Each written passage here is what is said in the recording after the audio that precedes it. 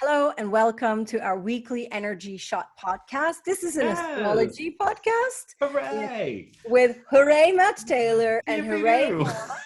And we produce this podcast for you in order to have astrological updates, coaching tools, wisdom, like some energetic downloads from moi. And then we hope that this helps you for your day-to-day life. Yes, we do. Yeah. Not confuse you even more. Yeah, we won't confuse you even more. Even more. No, We don't. hope to be helpful. That's what we don't want to do. No. I love your shirt. It's giving me a 1970s. It's very bohemian, no? Yeah, late, maybe a bit 60s, bit early 70s throwback. Yeah, I feel at the moment very like I could wear like the craziest color combinations, like yellow trousers and a very colorful shirt and another colorful jacket, and like I feel very colorful at the moment. And I really enjoy color, like, but not the soft colors, the loud ones, loud patterns, loud colors. Yeah, you need to do it next week. I want to see you in yellow, orange, red. Oh yes, I will. That's so cool. That's fun. All right, so here we are, and we're exactly doing this recording on a new moon, right? The peak of it was yesterday on Sunday, so the new moon of Taurus, right? So we're in Nicole's home territory. We're all going through the month of Taurus together. Okay, so we're all going to feel a little bit more Taurian. What is that? So Taurians are beauty lovers. They love more peace. They're very calm, usually very hardworking. They like to, they're a little bit slower, but they do go to the end. They like to, really complete things. They're a little bit more about quality. They love the relationships. They love the good money. They love to have the nice things. So, we are in a month of really ruled by Venus, which is all the Aphrodite kind of energy, and which in Kabbalistic wording means illumination. So we are feeling our light. Yes, we are feeling all of the beautiful things in the world during this month, right? So we are in the month of, after Aries, which is all about pushing and getting new things and starting off all the new ideas and putting in seeds and, really like germinating our whole year and pushing and, getting excited. We come to a little bit more like, let's do it properly, right? And let's do it like in an order, and let's put some grounding here. It's an earth sign because we're going to put some like structure into all of these ideas or excitements or new things that we had in the last month. So in fact, Nicole just told me about a new course she was thinking about doing, and then she was just talking to me about how to structure it. So already she is yes, on the path. So, and I'm sure she'll tell you more about that later. But that's just a good example of the kind of process that we're in. It's a metaphor, no? So now we put some roots in. Now, what are some of the other things that are happening? So in the new moon of Taurus, we are kicking off this kind of senses of let's put a little bit of ground here, a little bit of structure, let's be calm, let's be ordered, let's get it all done and wrapped up in a bow, right? So we've got to have the beauty when it comes to Taurian. So here, what happened in the new moon of Taurus, we always have the sun and the moon are together in a new moon, right? They're on the same degree in the sign, right? They're right. So in Taurus, sun and moon are together, but also when they were crossing, when the moon was crossing the sun, yes, Uranus was sitting right next to them. So this is what we call a conjunct. And this is when actually it's more than a conjunct, it's a stellium because it's 3 in a row, right? So when a conjunct is 2 planets sitting together, a stellium is 3. So we have the sun, we have the moon and Uranus, and they're all sitting there at the same table, right? So here, what does Uranus do? Right? Uranus is the thing that just comes in and you're standing on a rug and it bends over and it pulls the rug from under underneath you. Yes, which is completely not what Taurians do. Taurians would come in and, you know, make the rug look good and make sure that you're calm on the rug and put a plant there and, you know, maybe put a, you know, a mirror on the side, and they'd be telling you how much the mirror was worth and how much it cost and how lovely it all is, and oh, we're all just calm and all pretty and beautiful enough, all this stuff, right? So this is very different, right? So what are we doing here with Uranus and Taurus in this month? We are really looking at where we can innovate and do new things. That's Uranus, but with the structure and the quality and the sort of the more heavy rooted stuff still embedded. So usually these forces, Uranus in Taurus, are fighting each other, right? But when these kind of new moon conjunct, they start to bring out the better qualities in each other. They sort of like, all right, well, let's compromise. I mean, Uranus would never compromise, but Taurians would. So, well, where can we find a way of working together a little bit more? Where can I be innovative and crazy and haphazard and changing things all the time? And, you know, it's going this way, but let's go right. And now let's do a circle. This is Uranus shaking things up, innovating, modernizing, progressing things at furious rates. And Taurus going, no. Let's not. Let's do it structured. Let's do it nicely. Let's do it with a bit of calm and peace. Right, so this is the feelings that we'll have. Where do we take the old and the new? Where do we take the sedentary and the new? Where do we take things that are flying around and give them a bit of root? So we'll be doing more of this, right? So it's going to be more of that. Now, the planet that rules Taurus we need to look at, it's the planet Venus, and Venus will be moving from Pisces, which is a very spiritual, floaty energy, you know, let's all be kumbaya a little bit, into Aries, which is the sign of me. It's a fire sign. Right? So we will be feeling all of the Venus-y things about me, about myself, right? So it'll be the Venus-y things are all the light things, all of the illumination things, all of the things we love about life. Balance, harmony, mediation, finances, values, what I'm worth, right? Relationships, how I'm getting along with people, right? And my health. Right? So we will see, particularly in the month of Taurus, Taurus is particularly when we're all going through it in the annual calendar, it's a lot about my health, my healing.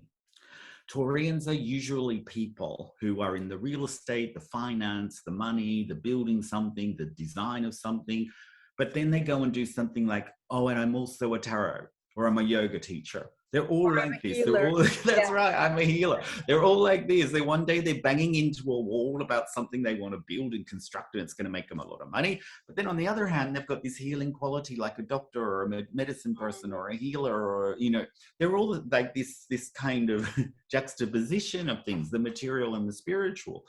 Because wrapped up in the month of Taurus is phenomenal healing that nobody ever talks about, but the Kabbalists really reveal that beside all this finance stuff that we know so well about Taurus, that there is this incredible power of healing. So if Venus is in the sign of Aries, which is the me sign, who am I healing? Me. And what is the Uranus doing? It's giving me new ways to look at the way I need to heal myself. How do I need to innovatively change and do things differently and get out of a little bit of routine and comfort zone in order to make miracles, in order to heal myself? It's Elohim in Kabbalah. Elohim is a numerical value, I think 86, something like this. And the two letters that made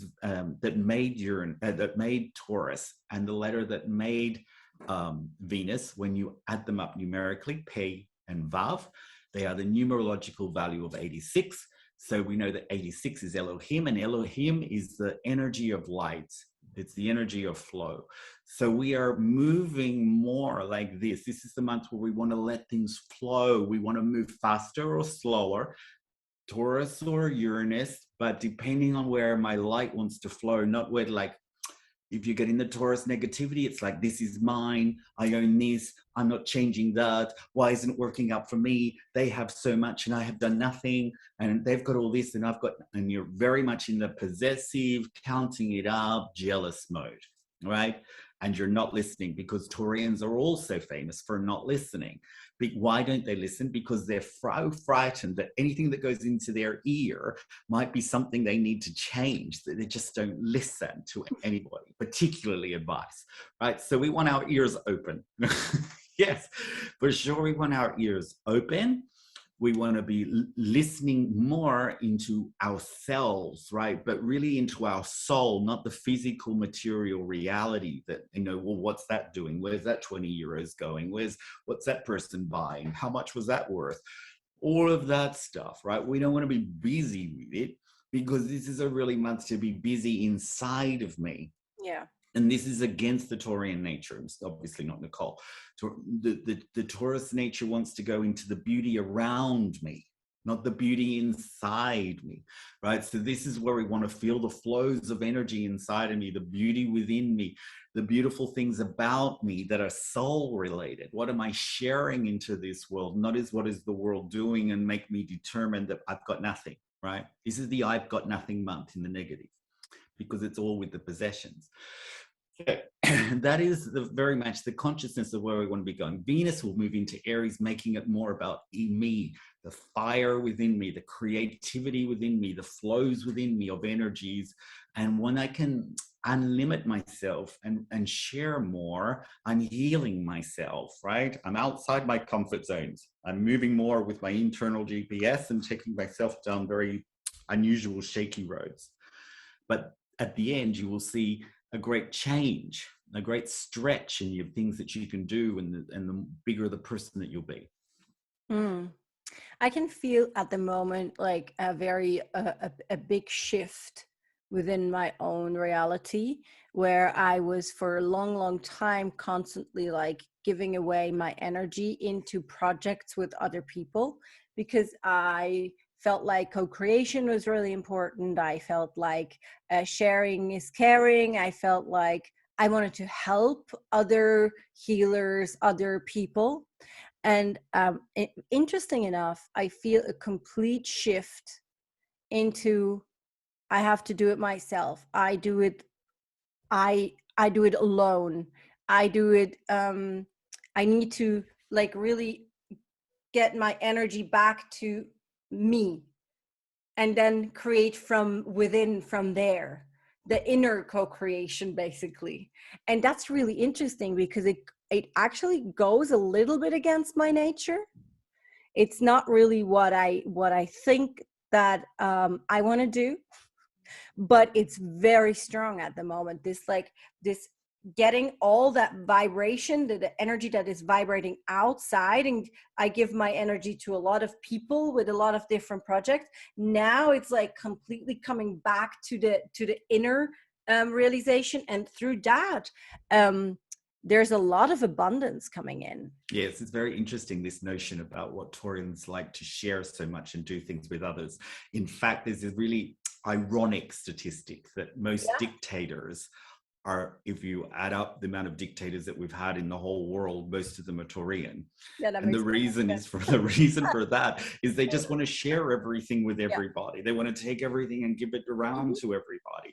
And so this force is so strong within them that they want everybody to have everything, but it's all got to be beautiful. You see, it's all got to be sort of like aesthetically pleasing, which is what we've seen in history, quite dangerous, where we've all got to look the same and all be all kind of, we've been down that track before.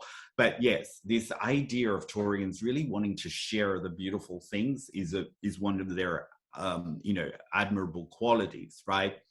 But it's the place where you're sharing from, isn't it? Like if you don't have a strong sense of self, because the sense of self belongs in Aries, obviously we go to the next sign where that's a lack, right? That is not there. So we need to take that senses of self-confidence and bravery and the things that Aries do. They really have a sense of courage, and we need to use that in this month, right? The senses of my identity.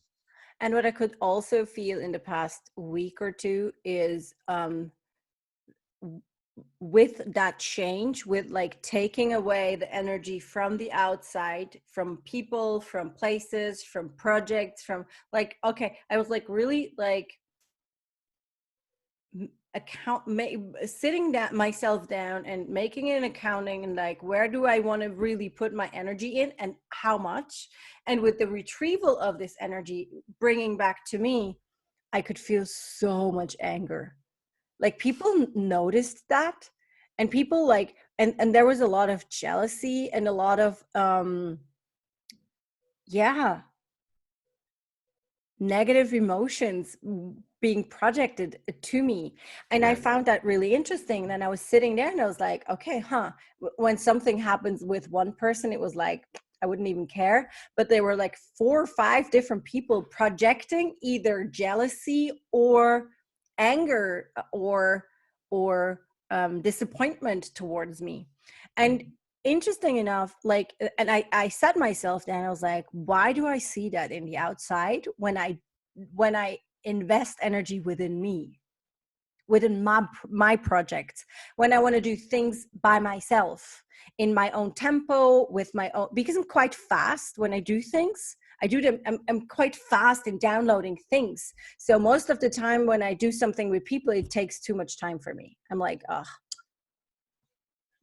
let's be faster. that's my notion. And then I found out that within me, I was holding a belief pattern, which was basically not allowing me to invest energy within me, that was considered to be selfish, that was considered to be stealing energy from others, very not doing my job. And when I could start to transform those belief patterns and those old systems, and I could like really look at them because they were projected upon me, I was like, interesting. Then I changed it and now it's gone. I really work with EMDR and like holistically, like I do it with my clients, and I do that for myself as well. And when I have those projections, like some people never would do anything, but other people really fall away.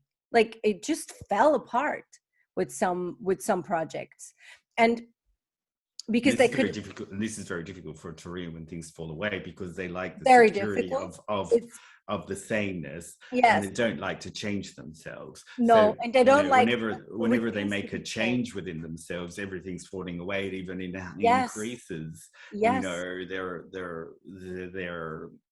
Their process, their process of transformation. Totally. And I was like, I thought that was really interesting. And when I could alter and change this inner belief pattern, this system, it's like an energetic behavior system.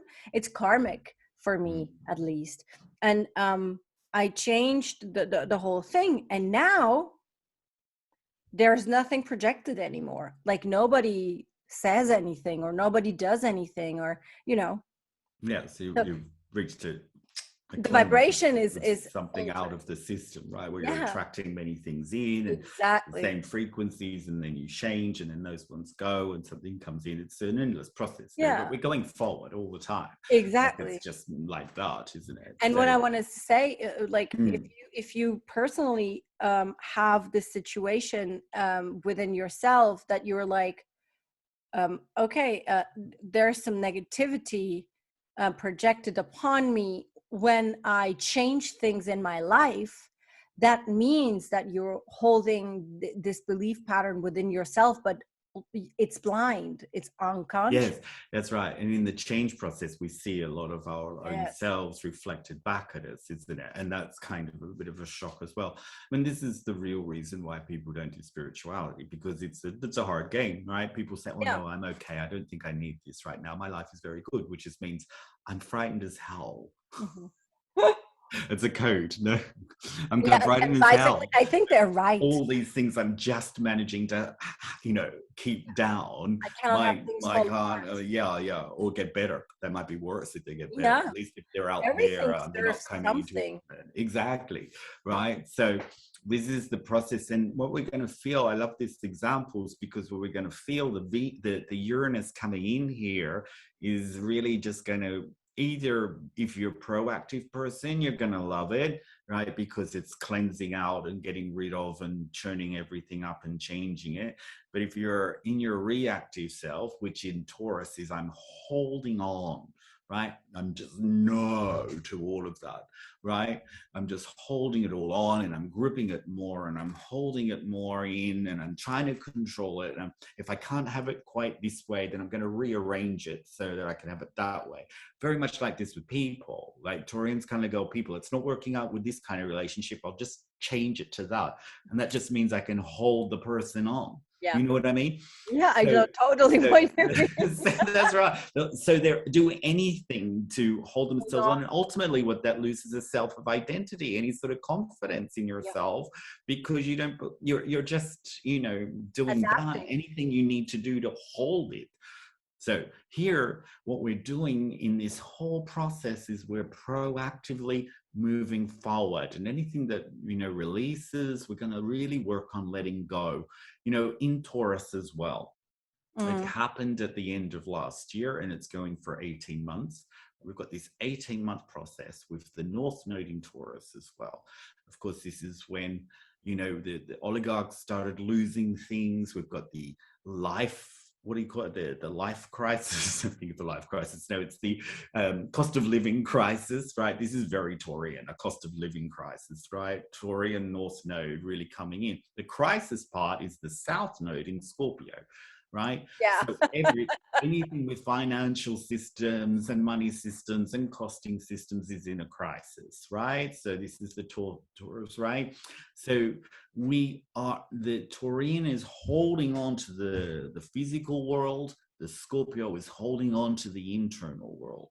This is my crisis. I like this crisis. And if I'm not in a crisis, right, I don't know if anybody's going to really like me, because that's the way I get all my defense systems and attachment systems is internal. So I've got to be in constantly crisis because that's how people know me. So all of this crisis and all of this finance stuff is really the North Node, South Node that we'll be with for another 18 months and 12 months to go. So this is the stuff. It's really about that letting go, right? And in order to move forward, in order to shake things, let things jumble up a little bit, and really go with it. And let's see what happens on the other side, right? At the moment, what happens is we know that we are sitting in a field, and the field has got the sun, it's spring, it's got the flowers, it's got the tree, it's got the lovely breeze, it's got the clouds, and we are very comfortable. We've got the paper and the glasses and the hat and the cocktail, right? We're all Taurian like this, right? And we are, our field by the pool with the staff, looking gorgeous and glamorous. And then the river over there, it's a little blocked, and the water, we can see it out the sign. It's coming up, and over a couple of hours, we can see it in the side of our eye. But Taurians are like, I can see that's coming towards me, but I've got all this. And next minute, the water is like a meter away. Yeah, and then the water is up by the seat, and then the river is kind of up to our here, and Taurians will not move. They will not. They will still see the sun that's disappearing, and they're holding their drink like this and the book like that, in order so they don't have to move, because it's just so comfortable. Why move? They cannot see crises coming. They do see them coming, but they just refuse. They ignore them. That's right. They just ignore them. And this is where they're not really stubborn. Like people say they're stubborn. I wouldn't say that. They're just in denial. They're in denial about what's happening around them. And you can tell them that this is happening, and they nod, and they are lovely people, but inside they're just, no, I'm not moving. Yes. No, they're more like, yeah, let's wait and see. So we're all going to feel, we all have that inside of us. And this is the month where we need to not say no and dig in and like sit still and hold all our stuff. We need to move, right? We need to go into the discomfort, go into the uncomfortable areas, go into the areas that you don't really feel right. You know, the modern spirituality is always about what feels good, but it's actually a denial of really our true essence, which isn't about feeling good. It's about being a better person. And I want to be a better person means I need to do things that are uncomfortable in order to grow, to expand my vessel, to shift my vessel, right? So that's what we want to do. That's the consciousness we want to do. All right. Yeah. Great. I'm so looking. What's going on with Mercury? I know we're retrograding. Yes, that's a great point, right? So I've got Mercury. Yes, Mercury is moving out of Taurus, but it's moving into Gemini, which it loves, right? But Mercury is at home in Gemini, and Gemini is all about passing information, communicating, talking, all of that. But next week we begin, and actually this week we begin what I talked about in January, the whole retrograde season. Yes. Pluto is in retrograde this week, which means we will start all this stuff I've said about the American decline has already started, right? Just to not, whatever, in all sorts of ways. But now that Pluto goes in retrograde, that will make the decline of the United States this year even fold out even more. And that starts this week. So we will see with Pluto retrogrades, we see a lot of cleansing out, a lot of detoxing, a lot of purification, everything coming up from the surface, everything that is hidden, everything that's secret. It's an abuser. Anything to do with abuse, right? It's gonna bring out all of that stuff, as well as the detoxes of hidden and secret and not revealed, and what's happening behind the door as is coming out.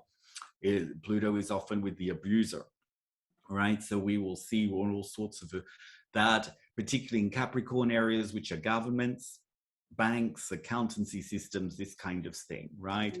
So there'll be a cleanse out of all of this stuff, right?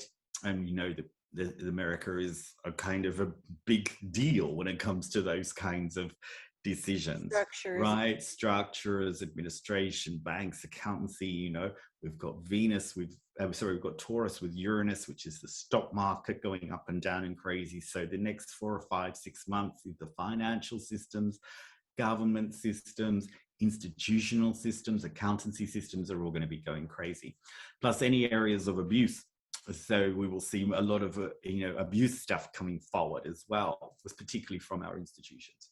Would you also say that it's the inner abuse, because Pluto is so far out there, and it's a very spiritual planet as well, a very higher vibrational planet? Yeah, it's very out there. So we could see where I call it the enough is never enough crisis. Yeah. Right. So I'm never loved enough. I'm never good enough. Right. So it shows up in our reality that somebody did something to us, but already we held that belief beforehand, right? And we just interpret that thing happening, that abuse happening in that way. Now I'm not good enough, but actually we thought that beforehand. So all of that's never enough stuff is what Pluto in retrograde brings up. I haven't got enough of this and I haven't got enough of that. If it's happening as it's happening in Taurus, it'll be enough of my own self-value, right?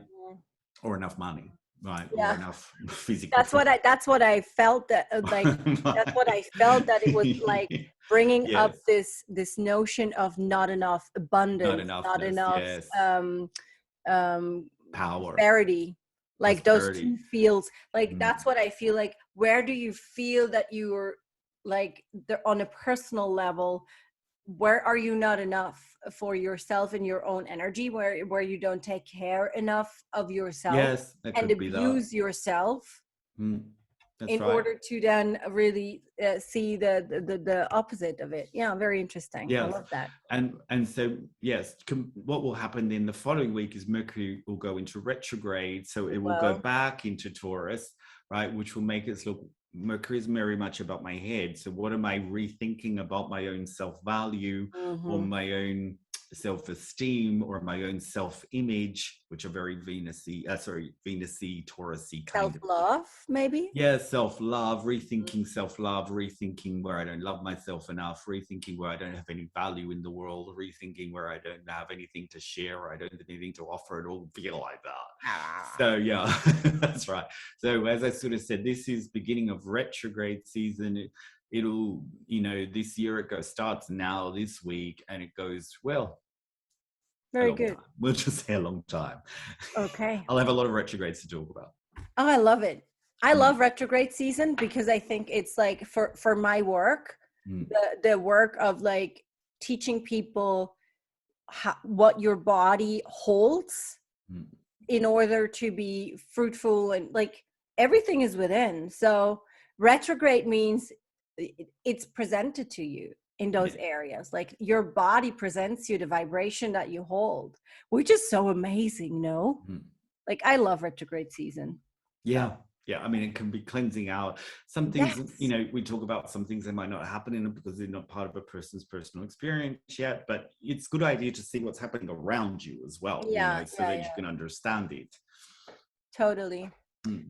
Amazing. We just had in this week's in this last new moon newsletter, we were speaking about fasting and cleansing the body from within, and cleansing that you're like doing all of that, and that's also like very going into retrograde in your in your own inner world. So it really fits perfectly. Yes, it's the health cleanse, right? We talked about the healthy living. Totally. Yes. Okay.